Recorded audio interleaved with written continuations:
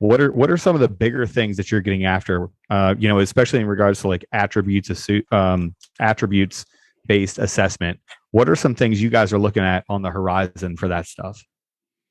So the last year has been a lot of kind of looking at, hey, how the process is and trying to marry it up with best practices from Rand. That's kind of been the biggest person coming in trying to help us redesign it. Because when we first stood it up, a lot of the event we ran, it was like, hey, well, we did this underwater event and we're just going to shove, you name the attribute, and we're going to put problem solving into underwaters. And a lot of it was us trying to take older events that we have run historically for the last 20 plus years and shove an attribute on it that just probably doesn't fit into that specific one. So the biggest thing now is having events that are actually, here's the attribute we want to assess and here is the event to do it, versus here's an event we have.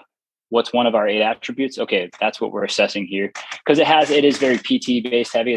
Physical fitness is one of our attributes. I still think that is king for anybody who's listening here. Is like, the more physically fit you can come, like the better off you're going to be. Like, period, dot. Everything, anywhere in any pipeline or DoD school, physical fitness is king. But trying to figure out better ways to assess things like stress tolerance or problem solving. Like, close your ears a little bit there, Aaron, but stress tolerance isn't just assessed in the water con. And that's one of the biggest things we're trying to work through, is finding events that are on the land where, hey, what is that land-based equivalent to where we can assess water? The person who was the high school swimmer, water polo player, whatever, lifeguard, their ability to be comfortable in the water doesn't necessarily mean that they have a high stress tolerance. But if that's kind of the main area that we assess it, we miss out on an opportunity to see how they perform, on the land. For example, we had one student candidate.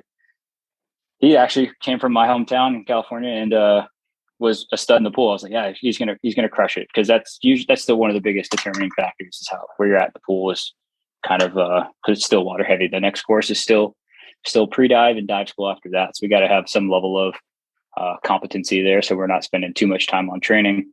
But ended up quitting on one of the other land events. So how are we able to get after that a little bit more, instead of just, it's stress tolerance is only seen in the water, because it could be totally different. Right. And newsflash, everybody, the Army has a completely ground-based assessment. They produce some of the most high-class special operators that the world has ever seen, right? Like, while water is the great equalizer, you're not going to catch me on the PJ trap. Good look, PO. I like how you tried to bait me there. I'm not going to bite.